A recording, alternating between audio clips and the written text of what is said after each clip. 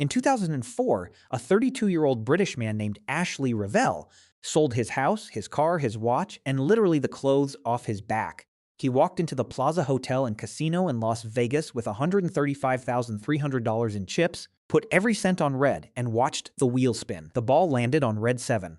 He doubled his money to $270,600 and walked out a legend. Now imagine that, except instead of a 32-year-old with $135,000, it is a 95-year-old man with $150 billion. The most disciplined, conservative, risk-averse investor in the history of capitalism walks into a Las Vegas casino, pushes $150 billion in chips across the felt, looks the dealer dead in the eye, and says, "Red." Warren Buffett, the Oracle of Omaha, the man who once said rule number 1, never lose money. Rule number 2, never forget rule number 1. He is about to break both of them on a coin flip, at a roulette table, in front of every financial news camera on the planet. Let's do the math. First, let's understand the bet. An American roulette wheel has 38 slots. 18 are red, 18 are black. 2 are green, 0, and 00. When you bet on red, you are not betting on a 50-50 coin flip. You are betting on 18 out of 38 outcomes. That is a 47.37% chance of winning. The casino pays you even money, 1-to-1, but the true odds are slightly worse than even. Those 2 green slots are the house edge, and they give the casino a 5.26% mathematical advantage on every single spin. If Buffett walked into a European roulette room, which has only 1 green 0, his odds improve slightly to 48.65% with a house edge of 2.7%. But we are in Las Vegas. We are playing American rules, 47.37%. That is the number. Now let's talk about what $150 billion on red actually means. If the ball lands on red, Buffett wins $150 billion. He walks away with $300 billion. Overnight, he goes from the 10th richest person on Earth to the 2nd, behind only Elon Musk. At 95 years old, he would have doubled a fortune that took him 80 years to build in approximately 14 seconds. If the ball lands on black or green, Buffett loses everything, $150 billion. Gone. In 14 seconds. He goes from the 10th richest person on Earth to having less money than the valet who parked his car. A fortune that survived the dot-com crash, the 2008 financial crisis, a global pandemic, and 80 years of patient compounding is erased by a small white ball bouncing into the wrong slot. The expected value of the bet is negative $7.89 billion. That means if you ran this exact scenario 1,000,000 times across 1,000,000 parallel universes, Buffett would lose an average of $7.89 billion per attempt. He is mathematically guaranteed to destroy value by playing, which is why this bet is the single most anti-Buffett act a human being could perform. It is the financial equivalent of the Pope coming out against religion. But the real chaos is not about Buffett. It is about the casino. No casino on Earth can actually take this bet. The entire Las Vegas Strip generated $8.82 billion in gaming revenue in 2025. That is every casino on the Strip combined for the entire year. Buffett's single bet is 17 times larger than the annual revenue of every casino on the Las Vegas Strip. MGM Resorts International, one of the largest casino operators in the world, has total assets of approximately $42 billion. If Buffett wins, the casino owes him $150 billion. MGM would need to liquidate itself 3.5 times over just to pay the man. One bet, one spin. And the largest casino company on Earth ceases to exist. The entire U.S. commercial casino industry generated roughly $68 billion in total revenue in 2025. If Buffett wins, the payout exceeds the revenue of every commercial casino in the United States for 2 entire years. A single roulette spin would bankrupt the American gambling industry.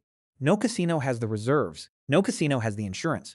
No casino has the legal framework to accept a $150 billion wager. The maximum table limit at the highest roller rooms in Las Vegas is typically $500,000 per spin. Buffett's bet exceeds that limit by a factor of 300,000. The pit boss does not have a manual for this. Nobody does. But let's say a casino somehow agrees. Maybe every casino in Las Vegas forms a consortium, pools their assets, and collectively agrees to take the bet. A coalition of casinos against one retired man from Nebraska. Let's call it the Las Vegas Buffett Accords. Even pooled, the entire Nevada gaming industry does not have the cash. So they bring in the banks. Goldman Sachs, J.P. Morgan, Morgan Stanley. all of them underwriting the bet, providing $150 billion in guaranteed payout capacity in exchange for a percentage of the house edge. The financial sector is now insuring a roulette bet. Derivatives traders are creating credit default swaps on the color red. Bloomberg terminals are streaming the roulette table live. The entire global financial system is now invested in where a small white ball lands on a Tuesday afternoon. This is 2008 all over again, except this time we know exactly what we are betting on, and it is somehow still stupid. Now let's talk about what happens before the wheel even spins. Warren Buffett's net worth is not cash. It is Berkshire Hathaway stock. Roughly 99% of his $150 billion fortune is tied up in Class A and Class B shares of a company whose stock price is over $700,000 per share for the Class A. To get $150 billion in cash, Buffett has to sell his entire stake in Berkshire Hathaway. The moment the SEC filing goes public, the market panics. Berkshire Hathaway shares collapse. Not because the company is failing, but because the entire investing world interprets Warren Buffett selling 100% of his Berkshire stock as a sign that the greatest investor alive thinks something catastrophic is about to happen. Except the catastrophic thing that is about to happen is that he is going to a casino. But nobody knows that yet. They just see the filing. The Dow drops 800 points on the news. Berkshire Hathaway Class B shares fall 15% in a single trading session. $100 billion in market value evaporates from Berkshire alone. Greg Abel, who took over as CEO 2 months ago, holds an emergency press conference and says words like orderly and business as usual, while clearly sweating through his shirt.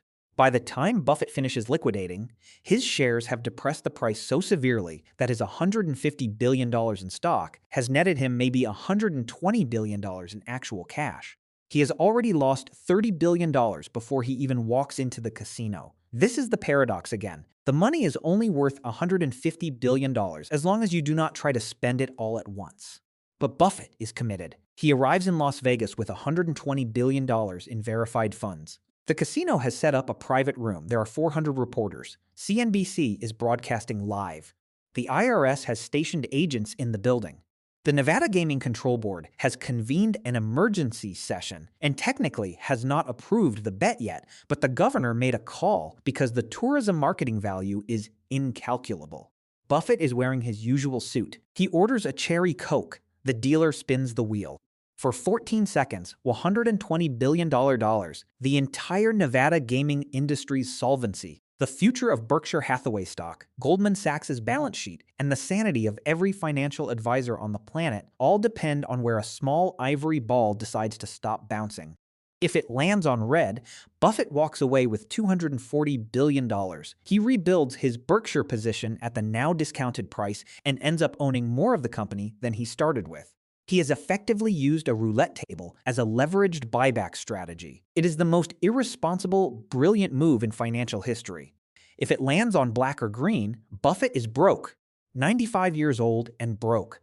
The charitable foundations he has pledged the bulk of his wealth to receive nothing.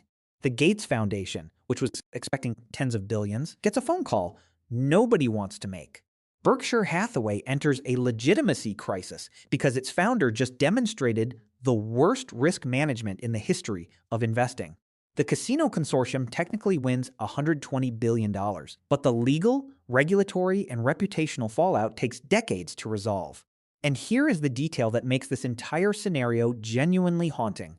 Whether Buffett wins or loses, the expected value was always negative. The math never supported the bet.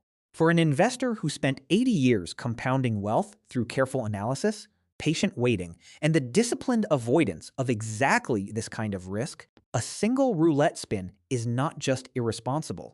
It is the negation of everything he ever stood for. Buffett once said it takes 20 years to build a reputation and 5 minutes to ruin it. Turns out, at a roulette table, it only takes 14 seconds. So, could Warren Buffett put his entire net worth on red? Mathematically, the bet is simple. 47.37% chance he doubles his money. 52.63% chance he loses everything.